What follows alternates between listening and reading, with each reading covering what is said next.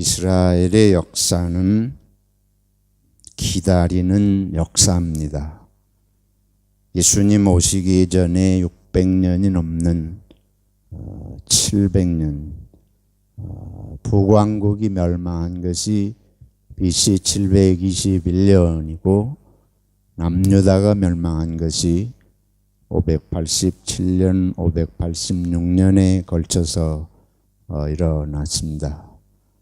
북왕국이 아시리아 제국에 망하고 남유다는 바빌론의 신흥제국으로 등장한 바빌론의 멸망을 하면서 남북왕국이 이제 다 망하지요.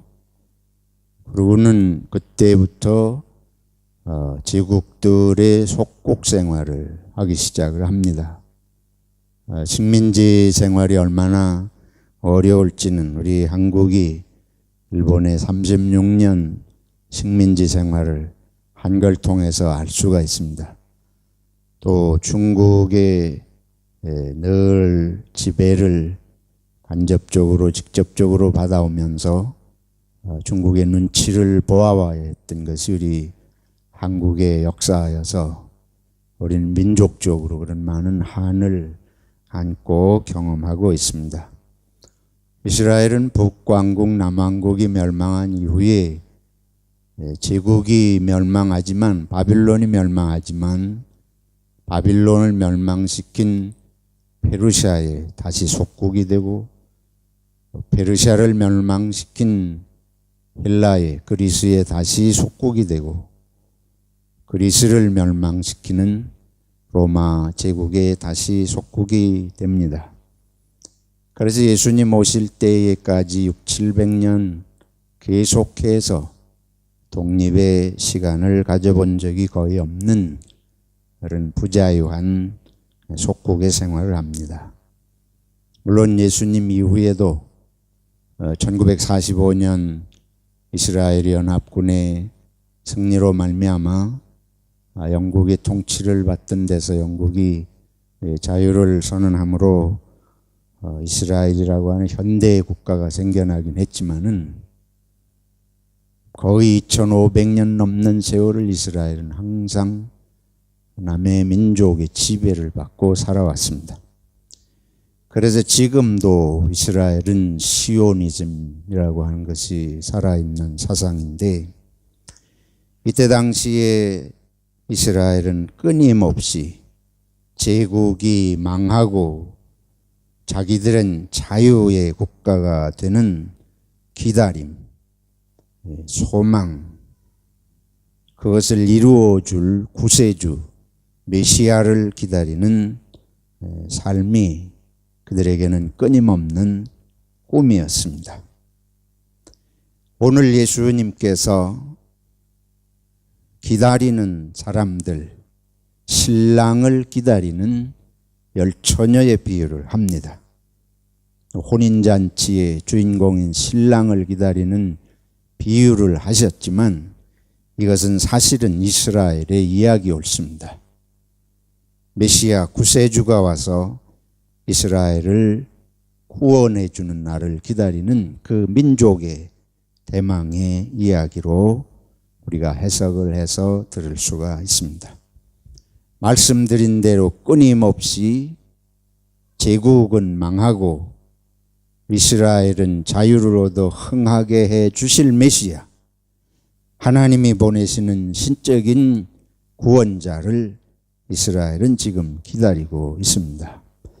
예수님께서 이스라엘 백성들에게 그 메시아가 바로 나다, 하나님이 보내신 그 구세주가 바로 나이고 지금 이 땅을 지배하고 있는 로마는 곧 멸망할 것이고 이스라엘을 내가 구원할 것이다, 이렇게 말씀하시면 이스라엘은 그야말로 환호할 것이고 그들의 소망이, 꿈이 이루어지는 걸 현실로 체험하게 될 것입니다.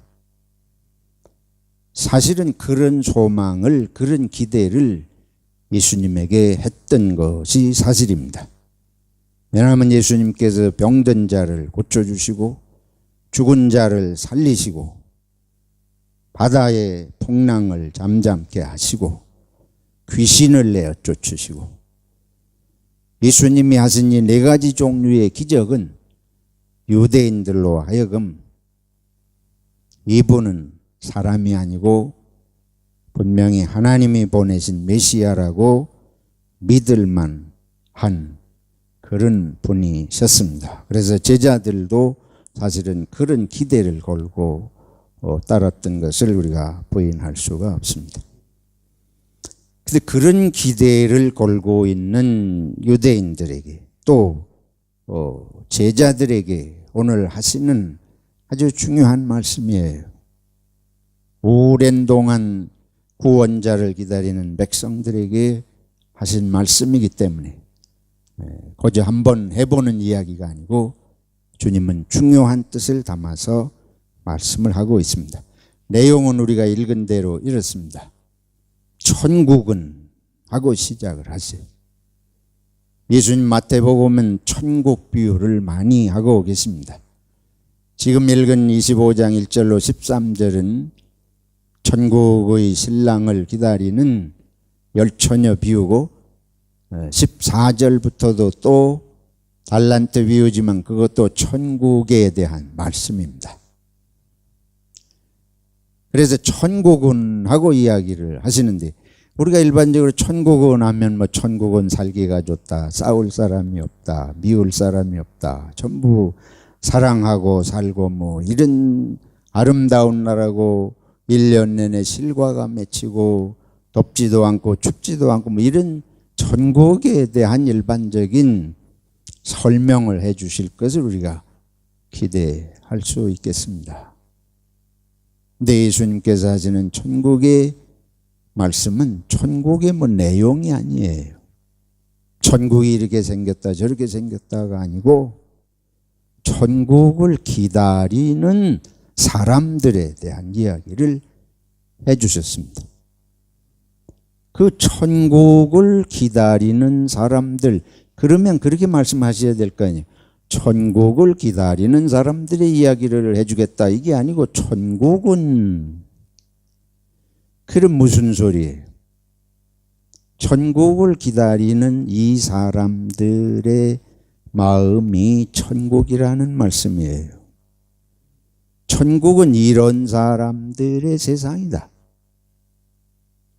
먹을 것이 넘쳐나고 뭐 질병이 없고 물론 그런 것이 우리의 소원이고 그것이 하나님의 나라의 이상이고 천국이겠습니다만은 예수님이 중요하게 생각하는 것은 천국은 사람들입니다.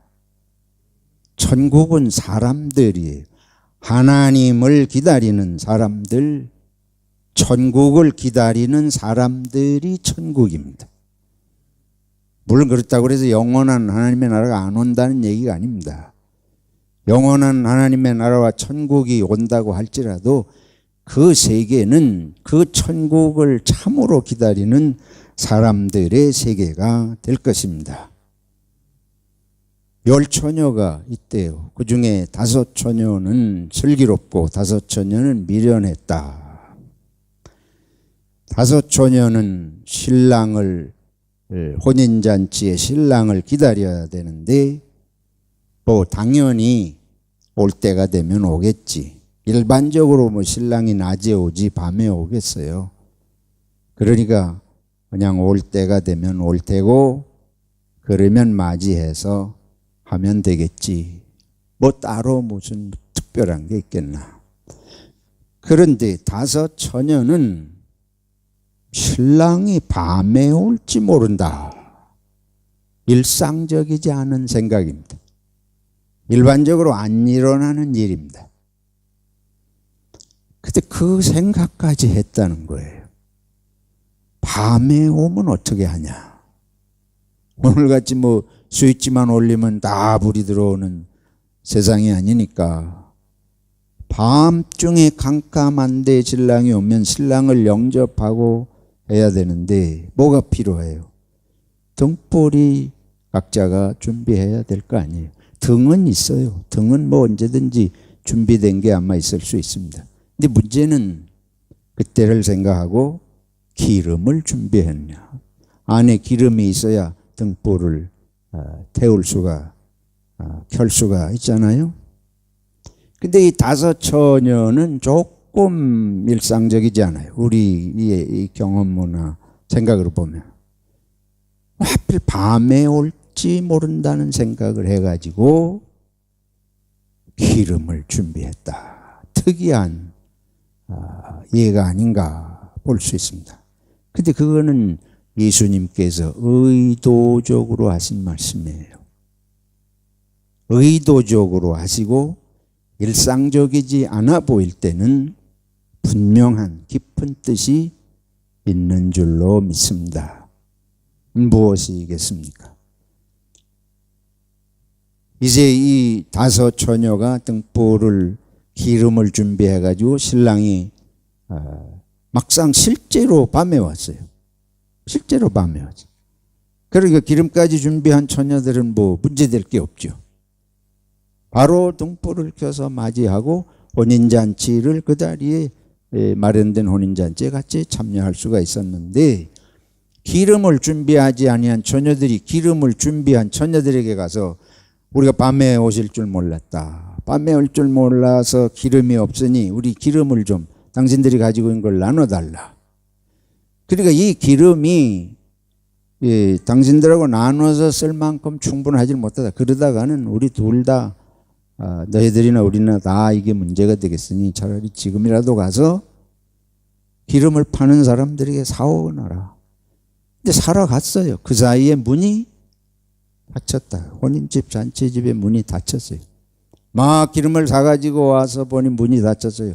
열어달라고 애원을 하는데 열어주지 않는다. 그러므로 깨어있으라. 이것이 예수님께서 오늘 의도적으로 뜻을 담아서 하신 말씀입니다. 그냥 옛날 얘기 읽듯이 넘어갈 얘기가 아니겠습니다. 무슨 뜻으로 이런 말씀을 하셨는가? 첫째로 이 말씀들을 우리들이 이 오늘의 성서 일과의 3곳의 말씀을 같이 살펴보면서 첫째로 생각을 해보게 되는 것은 우리는 기다리는 사람들이라고 하는 사실입니다. 이스라엘 백성들이 끊임없이 구세주를 기다리듯이 오늘 우리들은 하나님의 은혜를 사모하고 그리스도의 영원한 구원을 기다리는 사람들입니다. 이스라엘 백성들이 다른 민족의 속국으로 살면서 자유가 없어요. 먹고 사는 것이 충분치 않아서 가난해요. 얼마나 많은 고통이 그들에게 있겠습니까? 로마 제국은 자기들이 속국으로 만든 나라에 무제한 세금을 거둬들이면서 자기들은 말로 다 할 수 없는 풍요와 부를 누리는 그런 거예요. 그러니까 이스라엘이 남의 속국이 되어 있다고 하는 건 보통 이들에게는 고통이 아닙니다. 오늘 우리들이 이 세상을 살지만은 우리들이 끊임없이 욕심에 시달리고 끊임없이 질병의 고통을 당하고 우리들은 이 땅에 살면서 말로 다 할 수 없는 제한적인 조건의 부자유함을 누리고 부자유함 속에서 고통을 맛보며 살고 있습니다. 바울 사도는 모든 피조물이 탄식하며 신음하며 하나님의 구원을 기다린다고 하는 것을 우리들에게 일깨워 주십니다. 저와 여러분들이 비록 호주에서 이렇게 풍요로운 세계의 보기 드물게 안전하고 자유롭고 풍요로운 나라에서 살지만 우리들의 내면은 우리들의 마음은 우리 자신이 우리들의 종이 돼 있잖아요. 여러분의 마음이 얼마나 여러분 자신으로부터 자유합니까? 여러분이 원하는 만큼 얼마나 사랑하는 마음을 품고 삽니까? 얼마나 물질로부터 자유해서 물질이 없어도 평안한 마음을 가지고 얼마나 살아가십니까? 다른 사람이 나를 인정해 주든지 아니하든지 얼마나 평안한 마음으로 잠을 주무시며 생활을 하십니까? 인간은 북한에 살든지 호주에 살든지 모양이 다를지 모르지만 온전한 자유를 누리는 것은 아니 옳습니다. 우리는 젊을 때에도 불안합니다.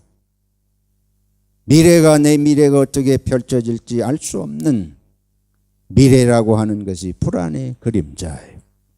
나이가 들어서 황혼이 오면 죽음의 그림자에 마음이 편치를 않은 하루하루를 보내게 됩니다. 우리가 나이가 좀 들면 내가 좀 사람이 돼야지. 나이가 지금 이 나이가 됐는데도 감정 하나를 다스리지 못하고 내가 이렇게 사나. 근데 그게 마음대로 돼요? 됩니까? 안 돼요. 3살 벌어 언제까지 간다? 80까지 간다. 저도 그렇고 여러분도 그렇고 30년 전의 모습이 지금의 모습입니다. 만약에 우리가 나이가 들어서 달라진 게 있다면 하나님의 은혜일 줄로 믿습니다. 우리는 이러한 속박된 삶에서 살고 있기 때문에 메시아를 기다리는 것입니다. 그리스도를 기다리지 않을 수 없습니다.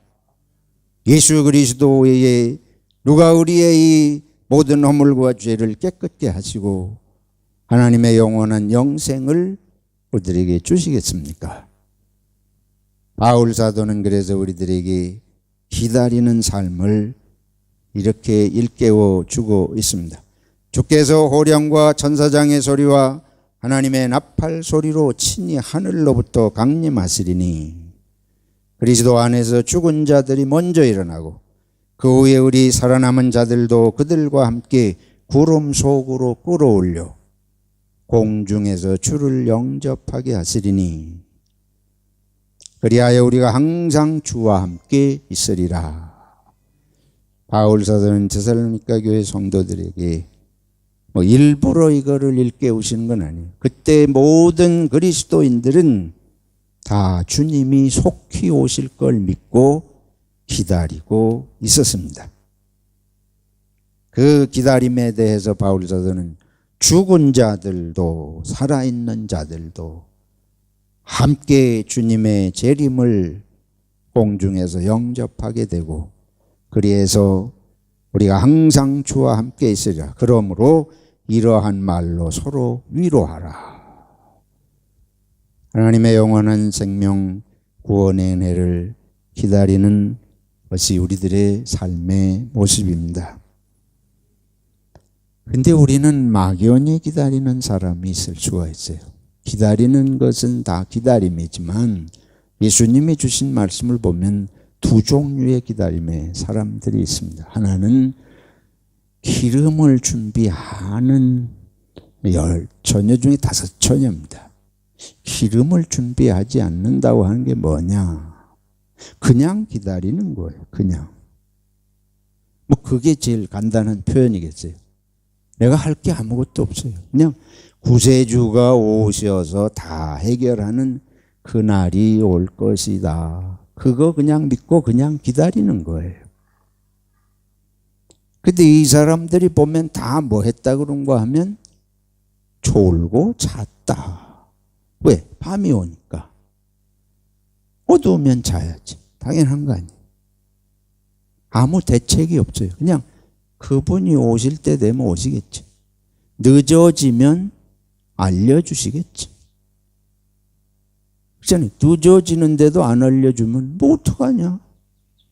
내가 그럼 밤에 늦게 오는 것까지 알아가지고 뜬 눈으로 세워서 기다리란 말이냐. 그건 누구 책임이에요? 신랑 측 그분들 책임이지. 혼인잔치 안 돼봐야 내가 손해볼 거 있어.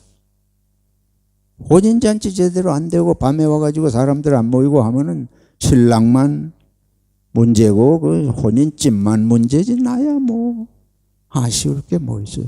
내가 또 밤에 오는 거 어떻게 그때까지 깨어 기다리느냐. 얼마든지 이유를 대고 탓을 해도 누구도 내 잘못이라고 할 사람이 없잖아요.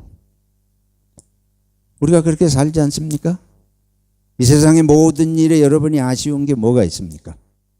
다 그 사람들 책임, 다 그 사람들. 자기들 문제지. 나는 그냥 기다렸다가 와가지고 뭐 잔치 벌려놓으면 내가 참여하면 되는 거지. 또 안 오면 또 그만이고, 심지어. 이게 우리들이 지금 살아가는 우리들의 모습이에요. 나 외에 별로 관심이 없어요. 그냥 내가 하는 길 갈 뿐입니다. 내가 하는 길에 방해가 되면 이건 심각한 거예요. 그렇지 뭐 그냥 일반적으로 그대로 그냥 살아가는 사람들. 다섯 처녀는 뭘 말해요? 기름을 준비한 다섯 처녀는 아까도 말씀드렸죠. 그거 조금 일상적이지 않은 모습이다.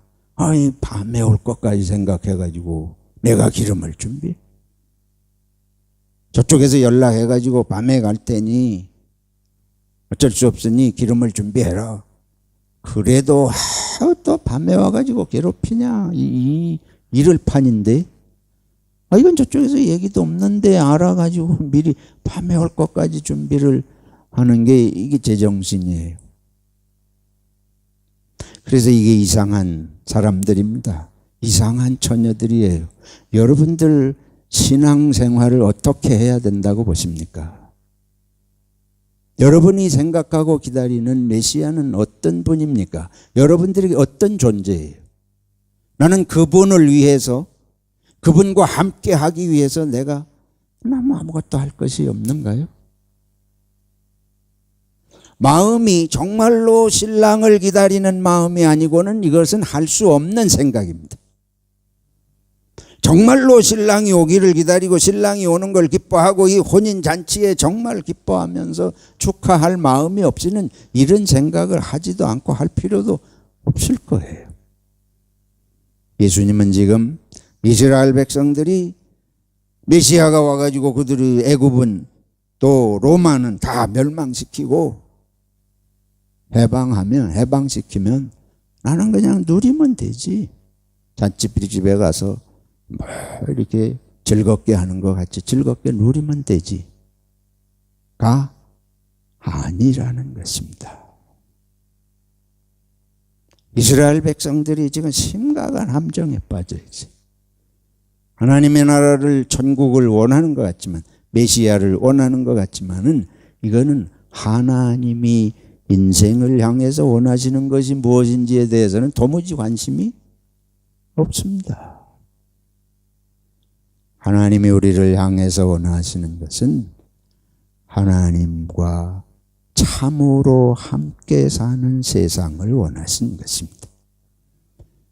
이 신랑을 맞아서 진실로 천국이 그렇게 원하는 것이고 기쁜 것이면 정말로 그 나라에서 같이 마음이 하나가 될 그게 있어야지. 아까 천국이 이렇게 저렇게 아름답고 뭐고 이런 게 아니고 천국은 사람들이다라고 말씀드린 이유가 천국은 하나님과 우리와 함께 참으로 기뻐하고 사는 그 삶이지 천국에 가니까 뭐 떡이 많고 농사가 잘 되고 뭐 이런 질병이 없고 이런 차원 이상이라는 것이에요. 아무리 북한보다 호주는 상상할 수 없이 좋은 곳인데 제가 말씀드렸잖아요. 호주에 살아서 여러분들이 얼마나 행복하시냐고요. 북한에서 신앙생활 자체를 할 수가 없잖아요. 그런 것에 비교해서 그럼 우리는 여기서 정말 하나님을 원하고 신앙생활하는 교회 다니는 한국 사람들이 정말 자기들이 믿는 하나님을 정말 원하고 하나님하고 함께 기뻐하고 즐거워하고 날마다 하나님과 그렇게 하는 삶을 우리가 사느냐? 아니면 이스라엘처럼 이 하나님이 오셔가지고 애굽은 로마는 바빌론은 그리스는 다 망하게 하시고 우리를 자유하게 해서 우리를 크게 해가지고 거꾸로 우리가 로마를 지배하고 우리가 그리스를 지배하고 뭐 이런 우리가 제국이 되게 해주시는 그런 꿈은 꾸고 있지만은 유대인처럼 배타적이고 독선적이고 선민주의 사상을 가진 그 민족성을 버리지 않고 로마 제국처럼 세계를 지배할 수 있게 되면 어떤 세상이 될 것 같습니까, 여러분? 우리 한국 사람이 세계를 지배할 수 있는 미국과 같은 존재가 된다면 우리는 어떤 세계를 만들어 갈 것 같습니까, 여러분? 하나님이 보실 때에 이 우리가 생각하는 꿈과 희망과 이게 다를 수 있잖아요. 이게 보면 10처녀 중에 5처녀가 기름을 준비했다는 건 신랑을 생각하는, 혼인잔치에 참으로 이 주인공과 함께 모든 것을 하려고 하는, 그래서 마음이 준비를 해야 된다. 신랑이 밤에 올지 모르는 함께 하나가 돼가지고 정말 혼인잔치 하고 싶은, 정말 천국에 가서 그 삶을 함께 하고 싶은 마음이 있느냐. 그게 없으면 이렇게 할 리가 없다. 근데 비극은 그렇게 준비하지 않은 사람들에게 문이 어떻게 됐습니까? 닫혔다는 걸 우리들이 기억해야 합니다. 그러면 기름이 무엇이겠습니까? 뭐예요? 기름을 준비한다는 기름이 뭐겠느냐? 기름이라고 하는 것은, 이 등은 형식은 있지만 기름이 없으면 불꽃이 탈 수가 없잖아요. 이 기름이라고 하는 것이 밤에 필요해요. 밤에. 낮에는 기름 없어도 비춰주시는 은혜만으로도 돼. 밤에는 우리가 생각하는 태양이, 해가 꺼졌어요. 인생에는 어려운 때가 있습니다. 인생에 고난의 때가 있고 시련의 때가 있습니다. 역경의 때가 인생엔 있습니다. 그걸 어떻게 이겨내야 할 것이냐. 삶이 그냥 마냥 좋은 줄로 알고 그냥 그렇게 은혜 있는 동안, 햇빛 있는 동안에 마냥 살기만 하다가 어두움이 오면은 이건 아무것도 할 수 없으니까, 인생의 어려운 때, 신앙의 어려운 때, 이건 지멋대로 내지르고 하고 싶은 대로 하고 살다가 어려운 때가 오면 그냥 또 내집어 던지는 거예요. 그게 신앙입니까? 그게 주님을 생각하는 마음이에요? 그게 하나님의 나라를 기다리는 마음이야. 밤이 와도 그때에 하나님의 나라가 임하면 그때에 갈 준비라고 하는 건 뭐예요? 우리가 쉽게 이렇게 생각을 하면 좋아요. 결혼할 때 뭘 해요? 서약을 해요. 서약을 어떻게 합니까? 좋을 때나 나쁠 때나. 여러분 서약한 거 다 잊어버리셨죠? 그러니까 기억이 안 나시는 거예요. 아니면 말하기 싫던가. 좋을 때나 할 때나, 나쁠 때나, 병들 때나, 건강할 때나, 부할 때나, 가난할 때나. 서약한 거 잊어버리시면 안 됩니다. 대답을 쉽게, 그때 우리 결혼할 때에, 서약할 때에 대답 안 하는 사람이 없이 다 하셨겠지만, 서약은 지키는 데 의미가 있습니다. 결혼은 연애하고 달라요. 연애는 지에 좋은 것만 하면 되는 거예요. 결혼은 좋은 것만 하는 게 아니지 않습니까? 그렇지 않아요? 결혼은 서약한 걸 지켜가는 것입니다. 왜냐하면 슬플 때가 있고 가난해질 때가 있고 병들 때가 있고 나쁠 때가 있게 마련이에요. 그때를 같이 하겠다고 하는 게 결혼인 줄로 믿습니다. 연애할 때처럼 그냥 지내다가 싫으면 헤어지고 말고, 이게 아니에요. 서약이 중요해요. 하나님의 나라에 어려울 때도 있고 고통스러울 때도 있는데 그때를 미리 대비를 하라는 거지. 우리가 좋을 때나 나쁠 때나 병들 때나 건강할 때나 대답은 해놓고 사실은 그렇게 못 살아요. 왜 그러냐? 그때를 상상을 안 해보고 항상 그냥 좋으리라고. 낮에 오겠지, 낮에.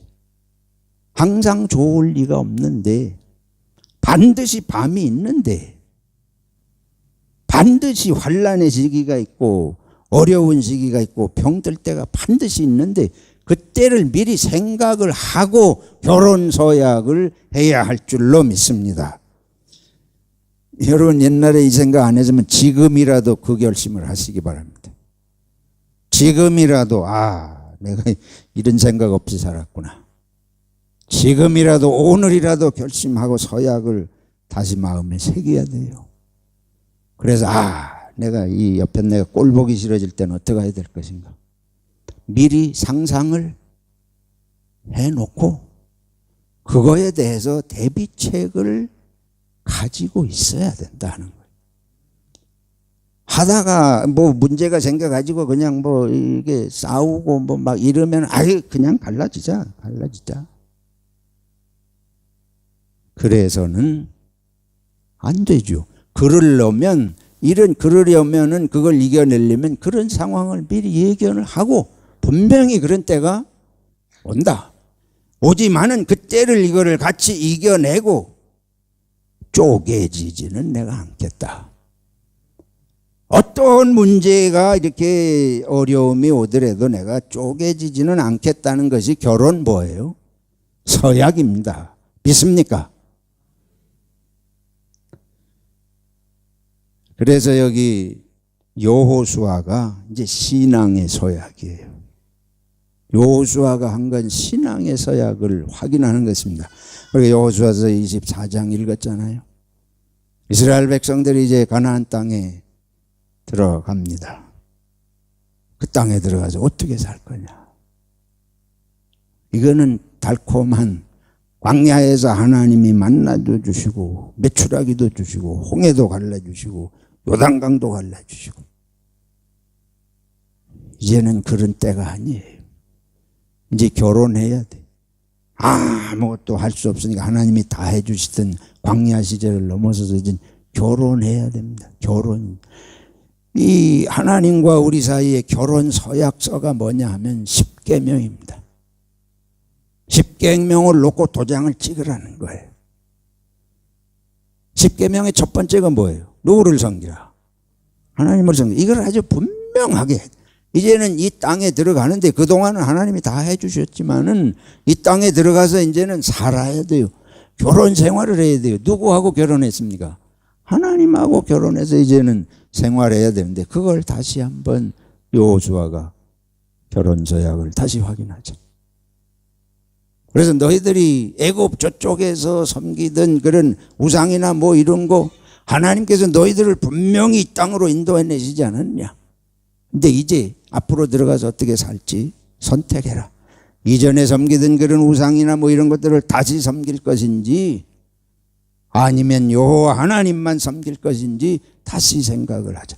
나와 내 집은 누구만 섬기겠다. 여호와만 섬기겠다. 그리고 백성들에게 다짐을 받는 거예요. 정말로 하나님만 섬기겠는가? 그러니까 백성들이 다 하나같이 우리가 하나님만 섬기겠습니다. 너희들이 이 백성들이 이 결혼 서약의 증인을 스스로 쓰는가? 우리가 증인입니다. 우리가 서약하고 우리가 증인입니다. 그러잖아요. 여기 여호수아 24장이 그 내용이에요. 우리가 증인입니다. 우리 그리스도인들이 세례받는 것은 하나님 앞에 서약식입니다. 하나님의 가족으로 살겠다고 하는 서약과 마찬가지예요. 근데 이걸 우리들이 아주 가볍게 생각하잖아요. 그래서 세례식을 우리가 그리스도인이 되는 징표로 삼는 것이 바로 그런 거 아니겠습니까? 다시 한번 저와 여러분이 되새깁시다. 기독교는 약속의 종교입니다. 서약의 종교라는 말씀이에요. 약속을 믿지 못하면 기독교는 성립되지 않습니다. 하나님이 우리들에게 약속을 하셨어요.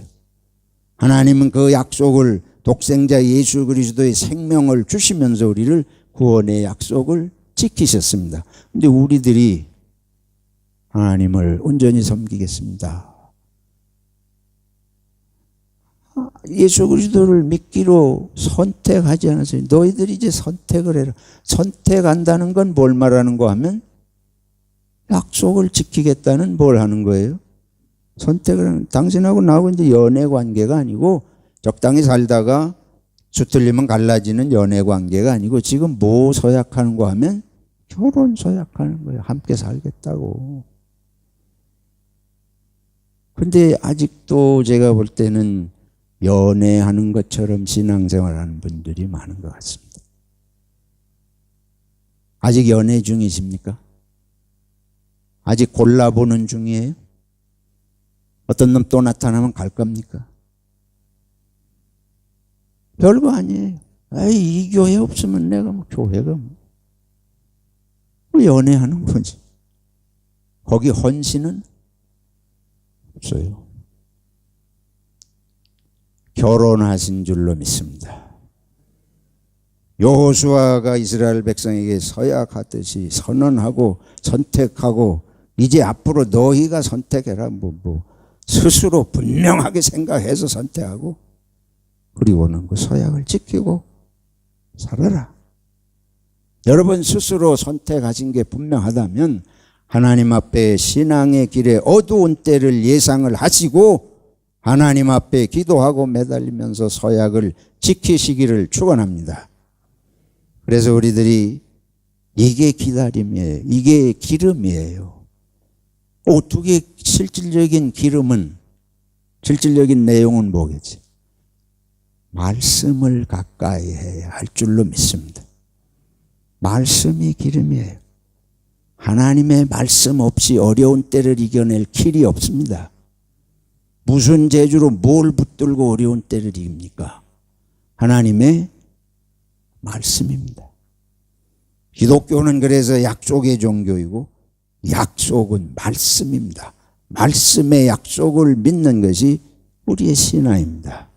그래서 우리는 평소에도 끊임없이 말씀을 읽어야 돼요. 말씀을 암송해야 됩니다. 이 말씀을 묵상을 해야 됩니다. 묵상이라고 하는 것은 문제가 생겨서 내가 신앙의 회의가 생기고 또는 무슨 여러 가지 갈등이 생기고 어려움이 생겼을 때 내가 어떻게 해야 할지를 생각해 두는 것이 묵상입니다. 그리고 그에 따라서 내가 예행 연습을 하는 거예요. 조금씩 어려운 일들이 생기면 하나님의 나라에 들어가는데 이 결혼 생활에 문제가 생겼구나. 내가 예행 연습을 한다. 이걸 잘 넘겨서 자꾸 이겨감으로 해서 주님 오실 때에 내가 맞이해가지고 주님과 함께 살 수 있는 내 성품이 되어간다. 기도해야 됩니다. 지금의 삶 속에서 기도하고 지금의 삶 속에서 말씀을 읽고 실천하는 것이 그게 오실 때의 살 모습을 지금 그렇게 준비하고 사는 것이 예수님이 지금 말씀하는 뜻이에요. 이스라엘 백성들처럼 이렇게 하나님이 구세주를 보내셔서 다 문제 해결하실 날은 기다리고 자기는 바리새인같이 그런 모습으로 우리들이 그렇게 하나님의 말씀을 지금 살고 천국의 말씀을 주신 것을 지금 관심이 없이 그날이 와가지고 해방되는 날만 기다리는 이거는 천국이 아니다. 그런 사람들이 그런 참된 그 관심이 없는 사람들이 모여가지고 어떻게 천국이 되겠습니까? 이걸 우리들에게 일깨우시는 것입니다. 지금 이곳에서 살 때에 마음이 주님과 지금 주님하고 함께 있는 것처럼 사는 거예요. 그게 말씀 속으로 들어가는 것이고 그게 기도하는 생활입니다. 그리고 이 말씀처럼 지금 산다는 것은 다른 게 없습니다. 이웃을 배려하고 하나님의 공동체를 생각하며 사는 삶입니다. 공동체를 위해서 내가 희생할 마음의 준비가 있어야 돼. 아내가 병들었어요. 내가 병이나 들 줄 알았으면 장가를 안 갈 텐데 맨날 병들어가지고 골골해. 괜히 장가가 아프네. 딴 여자한테 갈 걸. 그런 적 있으시죠, 여러분? 이게 우리들의 마음이에요. 그러니까 그 마음을 다시 우리가 아내가 아프면 내가 뭐 해야 돼요? 희생해야 돼요. 내가 섬겨야 돼요. 그 훈련이 지금 이웃을 생각하고 공동체를 생각해서 내가 존재하는 것입니다. 주님을 위해서 내가 살고 이웃을 위해서 내가 사는 것이 천국이고 그것이 우리들을 향한 하나님의 뜻이다. 사랑하는 소망교회 성도 여러분, 저나 여러분이나 다 이 점에 있어서 너무 부족해요. 주님이 관심이 없고 주님이 주신 걸 누리고는 싶잖아요. 근데 주님은 거꾸로 우리를 보실 때 내가 너에게 필요한 거는 다 주고 있다. 문제는 네가 천국에 와서 천국의 성품을 네가 가지고 사느냐. 예수님 그래서 뭐라 그러지? 천국은 어디에 있다? 내 마음에 있다. 네가 지금같이 살면 천국에 와도 너는 또 어려울 거야. 또 천국이 아닐 거야. 그러잖아요. 이 말씀이 그런 내용 아닙니까? 서로 기도하면서 말씀 중심으로 우리가 사모하고 예수님 정말 예수님 만나고 싶습니다. 우리가 뭐 예수님 안 오셔도 우리가 만나러 가야 돼요. 여러분 다 언젠가 죽을 거 아니에요.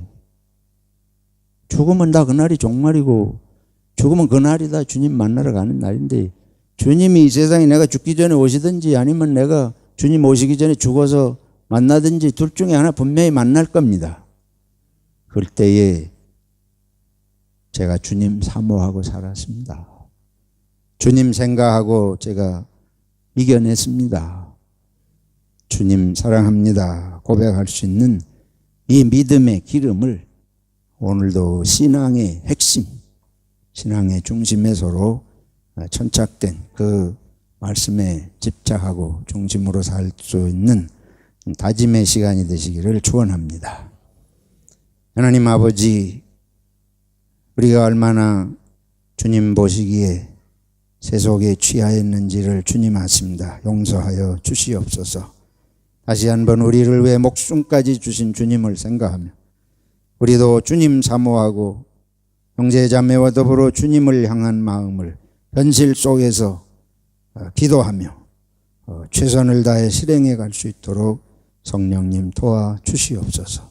예수님의 이름으로 기도하옵나이다. 아멘.